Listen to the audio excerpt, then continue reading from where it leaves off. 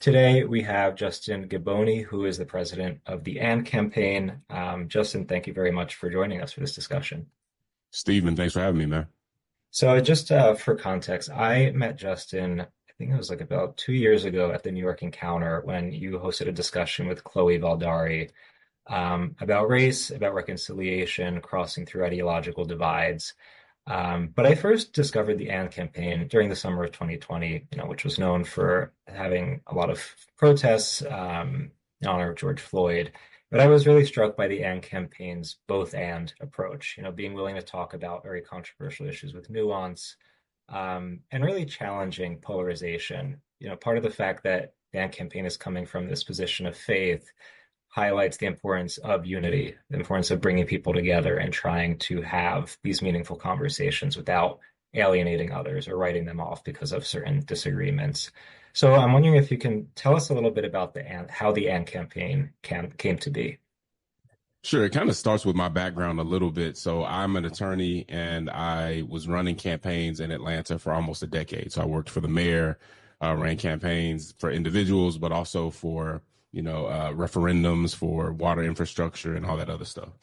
But as I was in politics, it became clear to me, especially in a very progressive city, that a lot of Christians who wanted to run for office or wanted to really deeply be engaged with politics understood that they had to put some of their convictions aside, right? So they couldn't talk about the sanctity of life. They couldn't really talk about the Christian sexual ethic. And at the same time, I think there were a lot of folks on the right who didn't feel like the right was being as compassionate as possible. So I'm like, man, there has to be a better way for Christians to engage. And so I ended up going to the Democratic National Convention as a delegate in 2008 and 2012 and 2016. And I just came back home that last time and I said, you know what? No, after the first one, and I said, I got to do something to change this. And so I think God kind of put it on my heart to reapply Christian principles to politics and try to create a framework for that. And that's kind of where the idea of the AND campaign came up. I think there was kind of a false dichotomy in politics where we separated love and truth. We separated morality and justice. So you had justice Christians on one side, you had morality Christians on the other side. But when I read the Bible, I didn't see that separation. And so that's really where the AND campaign came from. Like, we're not going to choose between love and truth. I think the gospel brings those together in a tension like nothing else. We're not going to choose between morality and justice. Again, the gospel brings those things together in a tension. And I think as Christians, we have to figure out through those biblical principles how we do that in our social engagement.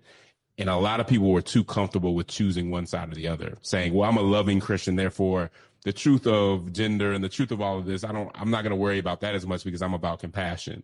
Or the other side, I'm really about the rules and making sure we follow this black letter law. But at the same time, we're supposed to be compassionate. So how do those things go together? And that's basically what the AND campaign was bringing. And we wanted to let people know that there was a better way than just being a partisan or a kind of ideological purity to engage as a Christian. Yeah, and I want to get into the faith dimension of the AND campaign in a moment. But first, I want to focus on the both and kind of the both and emphasis of the campaign. I think a lot of us find it difficult to accept that multiple things can be true at the same time, especially if those multiple truths are considered to be on opposite ends of this political spectrum, or they fit into different political categories. Why do you think it's so difficult, though? Why do we struggle so much to accept that two things can be true or multiple things can be true all at once? Well, it doesn't fit on a bumper sticker, right? And the easiest messages go on bumper stickers. It's hard. It's usually not as extreme as people want it to be, and so it's hard to promote kind of moderation to some extent, right? And so I think people find it hard to have that kind of nuance in a very polarized society. I want the message that drives home the point the most, that gets people over to my side and gets them excited. And usually that's not one that's somewhat nuanced, right? It's a black and white message. Those are usually easier for me to communicate and more effective for me to communicate. The problem is they're not always accurate. And many times they kind of dumb down the reality that we're dealing with, right?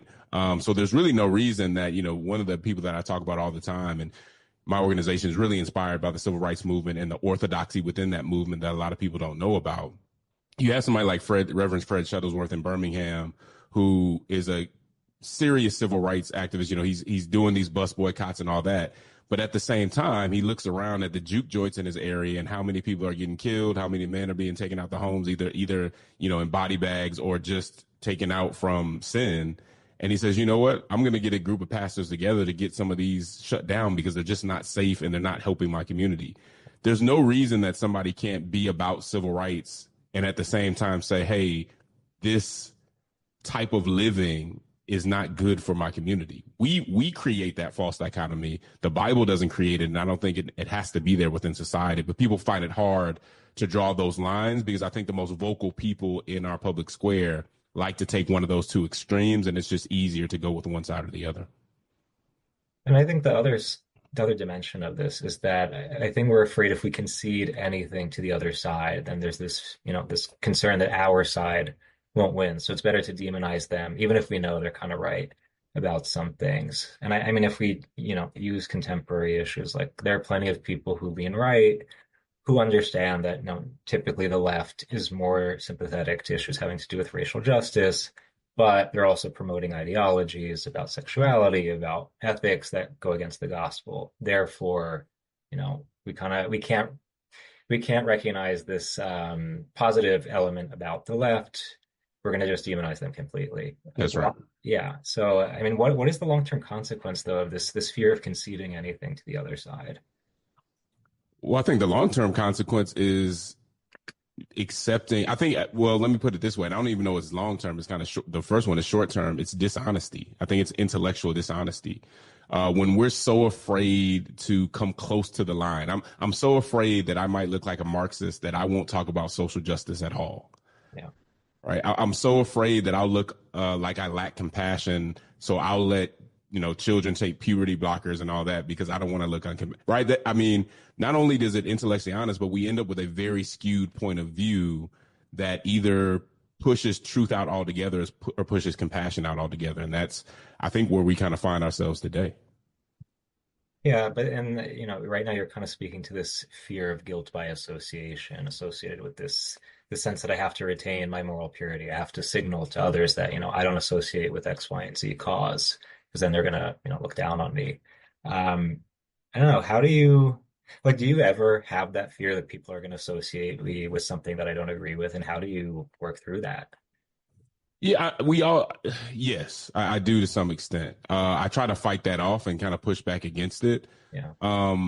Because we know there's cancel culture and all this other stuff, and nobody wants to be misunderstood. So even in some of my stuff, you'll see me put in kind of, I'm not saying this, because some people it seems like purposely misunderstand what you are trying to say. But one thing that I found to be important, and especially for Christians or just in general, is it's not really about taking a side. It's about taking the right position. So once you're committed to taking the right position, then you can say, regardless of what side I end up on, the side doesn't really say anything about virtue. But taking the right position, taking a just and moral position is really where I want to be. And I can't let either side force me to take an unjust or immoral position. So what I tell people is it's about taking the right position, not about taking a side. And I don't see any other consistent way to do politics and faithful way to do politics if we're not just willing to take whatever comes to take the right position. But you really have to do a certain amount of work to demonstrate, because you're saying it's not about, the side, it's more about your virtues, your position on what you believe is true and good. Mm-hmm. And, you may say something, maybe you say something on Twitter, and people will write that off as like, oh, he's supporting this cause, which is, now I'm going to look at him in this light. But, if you let your larger body of work, the way you live, speak for yourself, like that testifies to the fact that, it testifies to what you truly believe. But you have to risk letting your work, your life speak for itself rather than, people's immediate judgments, So yeah. It's a risk. It's a risk you have to be willing to take. But again, when you say you're coming at this from a position of faith, like you trust that it's worth the risk. A lot of people of faith, though, don't always put their faith above their politics. It's often the case that they'll, choose their fidelity to a certain political party, and then maybe they sprinkle their faith on top of that, or they use their faith to back up their political position. Um, why do you think that happens to a lot of us? Why do you think a lot of us prioritize party loyalties before loyalty to our faith? I think part of it is tribalism. It's Mhm. easier again just to take a side and go along with it. It's tough, and I don't think people realize that. I always kind of chuckle a little bit when people criticize politicians who have gone against their party. Most people have no idea how hard that is to go against a group of people that you were a part of. It's not easy to do, and most people don't have the stomach for it. But this is nothing new. I think even in the Bible, we see instances where people who are in the civic space, in the political space, who are supposed to be people of God, decide to do things that serve their interest, right, or serve their passions, right, where their passion take them rather than what's right. We can look at Amaziah the priest in the book of Amos, right, and he goes out and he's really more about the king than doing what's right or even really being a priest at all. And so it's not really new, but what I think we have to point out to people is it is unfaithful and it's easy to slip into it. So I want to be charitable in saying that I've actually been there before I really started focusing in and looking at this AND campaign framework. I kind of fell into that myself. So I do have a lot of grace for it. I don't have, I try not to just condemn people for it, but I do want them to see that it's wrong and it's certainly unfaithful and we're called to do more and do better. Well, what was it or who was it that helped you come out of that mentality? That's a good question. I think just realizing how upset I was when other people didn't do it. So I could see other people on the other side not doing it, and I'd be like, dude, you're just going along with whatever they say. And then I had to look in the mirror and say, well, I do it too.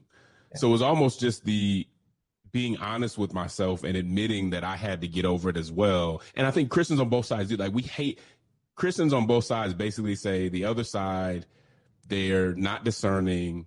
They don't see what's really going on, and they basically outsource their public witness to their side. And Yeah. then we turn around and do the same thing, right? Yeah. So it's really just holding yourself to the standards that you force others, that you would like others to maintain. Yeah, and it's interesting. I'm looking, you have Chesterton behind you, and it's when you read his work and the way he uses his faith to kind of look at what's going on in contemporary society, like the categories he uses are so outside of the box. They're so outside of the normal political conventions. And that I think that's part of what's difficult for a lot of people of faith is that they look at what the mainstream categories on offer and they're like, well, this one doesn't totally fit with my faith, but I guess it's kind of close. And then again, like I'll sprinkle these categories on top to make Yeah. it sound Christian. But the fact that there aren't categories that really fit what we believe well makes it hard to imagine something Yeah. outside of the box, which Yeah. someone like Chesterton was fearless in doing. Absolutely. Um, And I will say this, just to your last question, yeah, Chesterton is somebody who helped me with that too, just as far as being able to have the confidence and being able to see what was going on. yeah, But I would also say there's a lot of civil rights heroes, and like the main theological thrust of the civil rights movement was the same thing. I mean, if you read even Dr. King's work, he questions progressives, he questions moderates, he questions conservatives. And especially if you listen to these sermons during that time, they were doing that quite a bit. They never fit into either side. And that's why I think, although there's been some revisionist history, the civil rights movement is a good place to look if you want to see challenging two different prominent ideologies. but that just goes to the point that like there is a need for public figures to give visibility to these alternative ways of looking at Yes. politics. Because if, like again, if you didn't see that there are people like Chesterton, like Dr. King, Yeah. who had a different way of conceiving what's going on, you may have just been stuck with picking one of the two mainstream That's right. approaches. And I think that's the value of something like the AND campaign. It gives people who are not satisfied with what's on offer a chance to say, hey, like I identify more with that. Like I agree with what he's saying, and I want to build something similar. I want to contribute to that type of movement. Yeah, because a lot of people don't know that there actually is another option. They think I got to choose one of these two. They see the flaws, but they think they have to choose between one of those two flawed sides, and we're trying to tell them that's not true. Yeah, and that's like something I experience a lot when I'm teaching that again, like students who often, young people who have this drive to advocate for what they think is right, what they think is just, will conform to what they hear on the mainstream, whatever they hear on the internet, whatever. But when I expose them to thinkers who they haven't heard of on TikTok, who, whether it's somebody from reading a classical text or reading someone like Chesterton or King or Dorothy Day, they're like, Mhm. actually, no, this makes more sense. Like I agree Right. more with them. And like this is the value of again, just like actually studying beyond like going beyond the surface of the discourse and asking, Right. so like, what are the other ways that we can really look at this? If we don't do that work, then we just stay with the simplistic narratives on the surface, Exactly. which are bound to polarize because they are inadequate. Um, and that's, I mean, this is the other thing I want to ask then is like my fear of like the long-term effects of this mass polarization is that it gets really hard to accomplish anything. Because ultimately, like if you want to build a movement, if you want to do things that are concretely good for society, like there's strength in numbers. Like you got to build coalitions. If there's always this infighting, if we're always divided amongst each other, how are we going to get anything done? If politics is about just voting out the other side because we want to get them out of power again, like so I'm wondering if you, in your own work with the AND campaign, what have you found about like how have you seen that it's possible to bring people who don't completely agree together to collaborate on an issue that matters to them? Yeah, I have. We talk about being nonpartisan. We say, the Bible is not neutral. Jesus wasn't neutral. So we're not neutral, but we do try to be impartial, and we try to bring Christians to a place of impartiality, and we try to identify issues that don't need to be partisan. So, for instance, one of the things the AND campaign is doing now is we're trying to bring Christians across racial and partisan divides to support something like literacy for children, right? Mhm. That's something that we all should be able to agree on is important, whether we support DEI or not. None of that stuff matters if kids can't read. And so we try to find things like that, housing and other issues where Christians can come together. And here's the other thing. A lot of the times it's local issues that we're able to do that with. We focus far too much on national issues, and national issues are far more polarized and far more partisan. When we look at local issues, that does provide Christians, in my opinion, a better opportunity to come together across lines that we usually wouldn't venture past. Yeah, I mean that is ultimately the effect of these polarizing narratives that they're usually based on these large abstractions that have little to do with our everyday lives. I mean, when we look at the actual things that impact us day to day, they're very concrete things that, regardless of your kind of political, religious ideology, you can agree that just out of common sense, this is something worth responding to, doing something about. Yeah. But again, like I think we have to look at the fact that so much of the media we consume is coming from these sources that are far removed from our everyday lives. Like local media is evaporating. It's mostly, again, social media accounts and then these, national kind of news outlets. But what about my town's news or my state's That's a news big source? problem. Very few people know what's going on in their own neighborhood, right? Yeah, that's a major, major problem. And I wish there was more pushback against it. I'm surprised that there's not, but I think people are just distracted, which is a whole nother matter. But that's a problem. Local news matters. We need to be focused more on local issues than national issues, and that's something that that's kind of a soapbox that I've been on for the last uh, year or so. But yeah, so other than trying to tap into local news sources, what other resources would you say are available to people who want to be more involved in their local neighborhood and trying to build up their more immediate kind of surroundings? Yeah. Well, most neighborhoods have a community group or a neighborhood organization that you can go to and get information and also share information. It's really we've lost. We think I don't know if it's. I haven't exactly put my finger on exactly what it is, but it's almost like we think so big that those smaller opportunities we don't think much of them. Almost like they're not significant, but they are very significant. To know what's going on, to know what your neighbor is going through, to know what's coming up next, is important. And I think Christians should take. I mean, I think people in general. I'm sorry, should take the time to engage those on those levels. Yeah. But back to the topic of ideological polarization.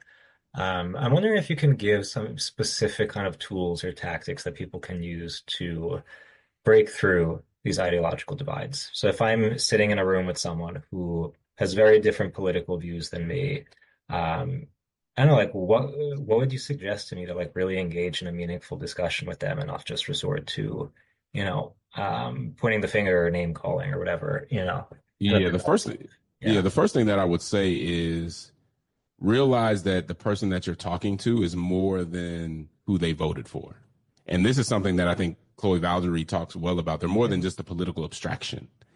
You don't know. We tend to think we know a lot about people by how they voted, which actually I don't think that tells us all that much about them. These are all people going through the human condition, just like us, struggling. And there may be one reason or another that they voted differently, but that doesn't tell us everything about them. So I think you need to see the person and try to get to know the person and not assume you know all that much about them. The next thing I would say is you have to be willing, before you can have a constructive conversation with somebody, you have to be able to articulate what good or what value they're trying to get at. So even if I disagree with somebody, if I can't articulate the good that they see coming out of their approach, then I can't really have a constructive conversation. I don't really know what they're saying. And too often we argue with people without being even able to articulate that. Now, there are some people who are just, I guess we could say they're just people who want negative things to happen. Most people aren't. I think most people think they're going to get to a good outcome. And we may disagree with that, but we need to understand where they're coming from and their point.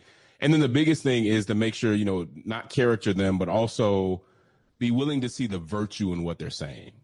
Even if you disagree with their conclusion, I should always be able to listen to somebody who's more conservative or more progressive than me and say, here's the virtue in that perspective. Now, if I take it to its logical conclusion, I may disagree with it, but at least I know what they do well and what I could benefit from their perspective.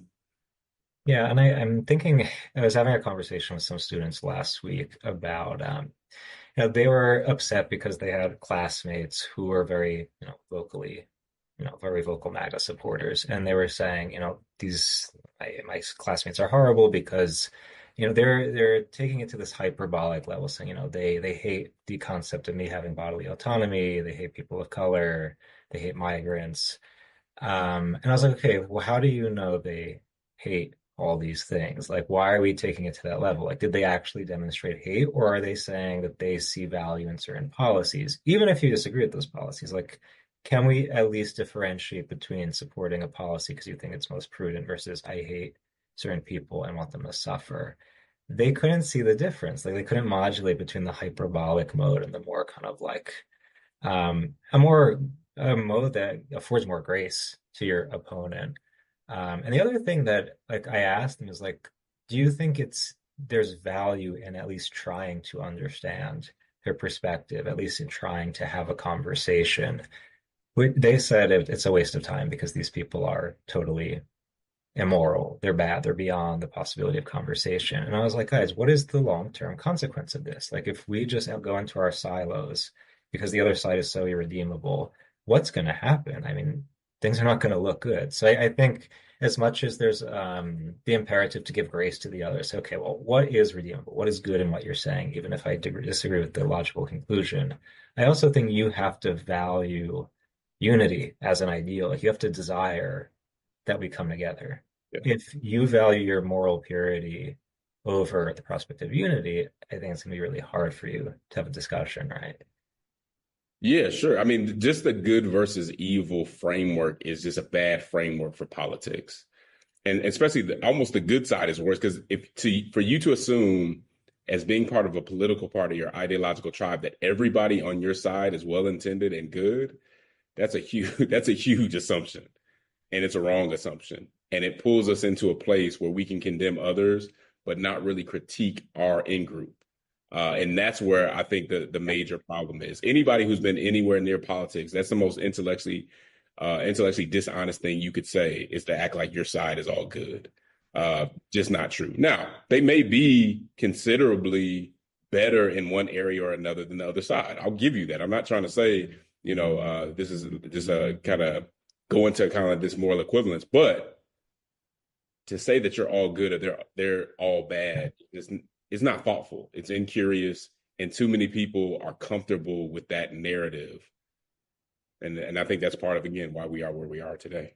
And in a way, it's idolatrous to act as if my side is completely correct. Again, you're elevating partisan loyalty to the level of religion to God, which it's not.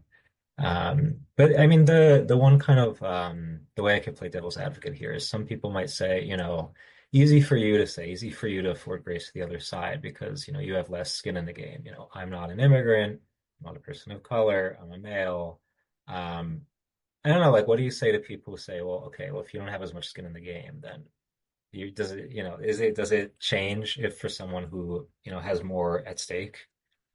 I think that's a consideration. So Yeah. what someone has experienced is a consideration, Mhm. but to say that because you haven't experienced it, you automatically, no, I still have to prove you. I still have to have I have to show the merits of my argument are greater than yours. So we Yeah. can say that, we can mention it, and we can consider it. But at the end of the day, there are people who have been through a lot of things that really can't explain it, that haven't been able to kind of peel back the layers of it. And so there are some people who haven't been through something specifically, but they've studied it, they've listened enough to kind of figure out what's going on. We can't assume that because somebody's been through it, they know something or don't. It has to come to the merits of the case. That you Mhm. have to have a conversation. And one of the things I dislike about today is we find all these rhetorical devices not to have the Yeah. conversation. Well, I'm not going to have the conversation with you because your ethnicity and you're not like me and you didn't come from where I am. Well, that's cool. And we can consider that. We still have to have the conversation to see who's right. And I think we need to lean on that a little bit more than some of these devices we use. Yeah, because like I understand if somebody's saying, I'm afraid to enter into dialogue with someone with a different point of view about race, about immigration status, because I am personally traumatized by, racism, by xenophobia, etc. Like I can understand that, but But you don't win the argument based on that, you right? So don't I win understand the that you argument. can go and take the time to heal and all those things. I'm with that. Like, and I don't want to belittle that at all because people have gone through a lot and can't. But I think people feel like I win the argument because I found, because I found this space that I don't have. I found this issue that I don't have to talk about. But you should also aspire to be able to heal and to be able to enter into that conversation at some point. Yeah. Like you Yeah. shouldn't just stay in this victim mode for eternity, you Yep. know. So no, before we open up the conversation, if Betsy you want to jump in, I want to ask, I don't know, like as much as we see there's a lot of division, there's a lot of, a lot of negative things in public discourse today. What would you say it is that gives you the most hope? I would say again, I'm gonna lean on that civil rights legacy. Mhm. There were people, my grandparents' generation, who were going through a lot more than I am right now. And if they could do so in a hopeful manner, if they could do so in a way that respected their neighbors and sacrificed for their neighbors and still had kind of like an inner joy and an aspiration within them, then I Mhm. can do the same thing. And thankfully, in living in Atlanta, where there was a whole lot of different civil rights legends here, I've had conversations not only with my grandparents, but some of the main people that you would hear about, and that's their perspective. They don't have the kind of bitterness that I see in some young people younger than me, certainly younger than them, who haven't had that same kind of social experience. And so to me, that's inspiring and kind of keeps me going.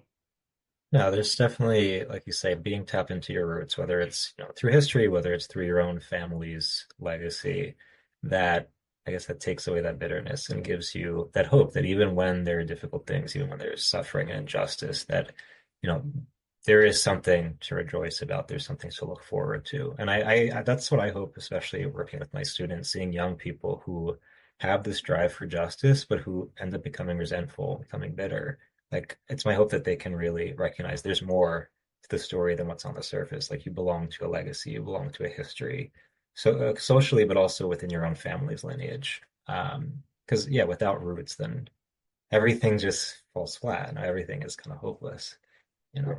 Right. So yeah, Betsy, if you want to unmute, if you want to jump in and share any questions, any Well, comments. actually, more observations. First of all, it's wonderful to hear you again because I did go to the panel at the New York Encounter, Oh, great. and I, again, it's funny, it's Stephen and you and me, and we do represent different demographics. I'm the old white lady, but I fall into a category of never married and no children. So there's I just Stephen, if you do something in one of your columns, I mean, it's a curious.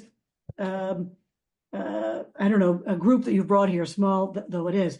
So one of as you were talking, Howard Thurman came to mind.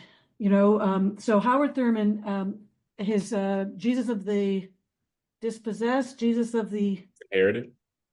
Yes, yes. So many years ago, and I have my copy of it with a lot of wine stains on it because I tended to drink when I was reading serious stuff. But in the introduction to that book, it was almost like I was irritated when I read the introduction because it was written during a period of LGBTQ advocacy. And I was looking to Howard Thurman not for that angle. I was looking for how does a Black Christian retain his faith in Jesus Christ at a time when rejection of Christianity in the Black community was going on, or many influential Black people were converting to Islam. But here was this guy who was an elder statesperson in the civil rights movement, who was Stephen, have you read any of his stuff, Howard I Thurman? haven't, You got to no. get your. I don't. Would you agree with me? You know that Oh he's yeah. so it's a beautiful slim volume, and so, and Stephen, as you were talking about, so my point about that was just that there's sometimes I don't, the whole intersectionality thing is sometimes it can help, and other times it can be like, it can be a turnoff, So I had to it's like, okay, I'm going to put the introduction aside and I'm going to go straight into that. But then I think it was one of the things that I've had to do as someone who has strongly held beliefs and says them with some forcefulness. I've had to deliberately put myself deliberately, or a couple of times accidentally, but maintained a membership in groups of people who don't share my point of view. And then you end up finding, though, and I'm going to, now, even though I wanted to get rid of the word intersectionality, but you do find there is, there's more than one way to house the homeless, and the best way, again, this goes back to like Dorothy Day, the best way is not to outsource it to state institutions, but to actually do more actual charity. So in the Catholic worker tradition, I mean, the whole notion of a Christ room, which is not just it goes back to the monastic period or whatever. You have a Christ room, or that whole idea that if you have 3 coats in your closet, 2 belong to the poor. And so you're so those sorts of ideas. But so Stephen, as you were talking, I was thinking about to bring in elder statesmen of these various movements and have them just, you speak to students about, if you can find the ones that aren't angry. When I was so lucky that I had Ruby Dee and Ossie Davis, one of their grandchildren, as my classroom aide one year. I had a kid who had oppositional defiant disorder. So he had this very well-to-do white kid, and their grandson's name was Jihad Muhammad. So Jihad Muhammad, because one of their kids had become Muslim. So Jihad Muhammad, Mr. G, we would call him, because this was right after 9/11, to help. And he looked like Rosie Greer. Now, you have to be a certain generation to know who Rosie Greer is and a football fan. So he would come in and he would sit with this kid who needed to control his temper. And so Ossie Davis and Ruby Dee came in to read a story to my class. And I got my mother to come visit that. And my mother was over the moon. But it was amazing to me how many of my colleagues had no idea who Ruby Dee and Ossie Davis are. They had no idea. So this is it's Larchmont, New York. So but they were well-educated people. They were in their 40s. I'm thinking, you don't know who Ossie Davis, you don't know who these people are. So anyway, but they exuded. I mean, those two are saints. When they came into the building, there was just this quality of they were you just felt these were people who had gravity, and who were happy. So you go back to that joy thing. I think Chloe, who's a young person, is she younger than you are, or are you about the same age? She's really young. Oh yeah, that's me. Yeah. Oh, but she's got this. She's somebody who's sure of what she thinks, but she's also somebody who is a great listener. And Stephen, another one that you've tapped into is Destiny Harrington LaRosa, and again, for her, and these are, I end up looking for people, even as an older person than I am, I looked at who am I going to look to guide me? And I'm looking to people who are happy. I'm not looking to people who do have things to do. They know that their work is not done. The Sermon on the Mount is not, we're not done and dusted with that, but they're happy. Because anyway, that's my feeling, and I have to salute both of you, because I know Stephen, of course, much better than I know. I've only been exposed to you twice, but just keep doing not the act, but it comes out of your pores. So just keep doing that. So thank you very much. Thank you. Yeah, no, and I mean, I think there's an interesting point here to be made, though, that like when you see injustices, I mean, they shouldn't make you happy, you know. But I think the mark of a person of faith is that they're able to, to call out injustices, to condemn that which is not righteous, but they don't do it with resentment. They don't do it with hatred. It's with a hopefulness and a desire for redemption or a desire for conversion. So like I think obviously what you're saying, yeah, like what you're saying is not people who like are not complaining, who think everything's great all the time, because it's not, but people who have that hope and who love even their enemy, even the person who's completely wrong. Right. It goes back to like, but in our Stephen and I belong to the same fraternity, and one of our teachers in that fraternity, Monsignor Albacete, would remind us that the heavy lifting is done. As a Christian, you have to go into any of these situations knowing the heavy lifting was done by Jesus. Victory. Right. And it actually takes a weight off your shoulders when you realize, okay, my job is to participate in that, amplify that redemptive work as much as I possibly can. But at the end of it's like, and it goes back to like Charles Peggy, at the end of the day, I go to sleep and the world still spins around. I'm not the pivot, but I am an instrument. I'm an instrument for that. And you do it. It highlights the reason why you do it. You do it to glorify God. You don't do it because you're going to necessarily get the outcome that you want. And I think that's really important in this conversation, because one thing that I've seen, even in some what people may call Christian activism today, it's a lot more secular. There's a lot more secular influence in it than I think there should be, because one of the main guiding principles of the civil rights movement was, of course, they wanted to change policy, they wanted to change systems, but you could not let your opponent have a negative impact on your spirit. And if, regardless of what else happened, if they had a negative impact on your spirit, you had lost too much. And so when we follow people that are bitter, and to say someone has joy doesn't mean that they don't take issues seriously. Like, we can't see that today. If you're really serious and authentic, then you're mad because you know how bad things are. No, you can know how bad things are. And because you have a more aspirational point of view, because you have faith, I can say, but I still overcome in the face of these things. And therefore, that's where my joy comes from. So I will engage in a very tenacious way without losing the gratitude and the hope that gives me a different posture. But it's also the desire that the other person be redeemed and be converted. Like, I don't want to eliminate my enemy. I want them to, like, that's Martin Luther King's whole thing. Like, I want the other person to be saved, to see the truth, because they will be happier. I don't want to kill them. I don't want to get rid of them. Like, how's that going to make my life? Maybe it makes my life easier, but I'm not going to be happier having eliminated them.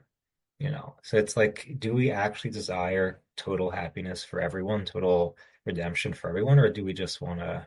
It's like it's a question of what is the scope of our larger vision? Like, what do we really want? If we don't even ask the question, power, right? Yeah. yeah, no, we ends up becoming very narrow and small-minded. You know. All right. Well, so to wrap up, Justin, are there any other things that any like resources you'd want to point us to, or any things that you'd want to plug for once we post the recording for listeners? I would love to plug, because it deals so much with what we talked about. I have a new book coming out called Don't Let Nobody Turn You Around, which is how the Black church's public witness can bring us out of the culture war. And so it really talks about how the civil rights movement was at its heart an orthodox movement. Now, you might have had a person here or there that was more questionable, but the heart of it and the people on the ground were very much orthodox. And so they did not fall into a conservative or progressive kind of character. And they actually pushed back against that in many ways. And I think that is instructive for what we're going through today, how we see our enemies, as we were just talking about, Stephen, but also how we move forward with not only tenacity, because that is important, but also grace. And when is that coming out, Justin? That'll be out in November. November, awesome. Looking forward to that. So yeah, and of course, check out the AMP campaign. You can follow Justin on social media. But thank you so much for joining us, for having this conversation. Always a good time, Stephen. Good to see you, man. Awesome. All right, take care, Betsy. Take care. Bye, Justin. Right now.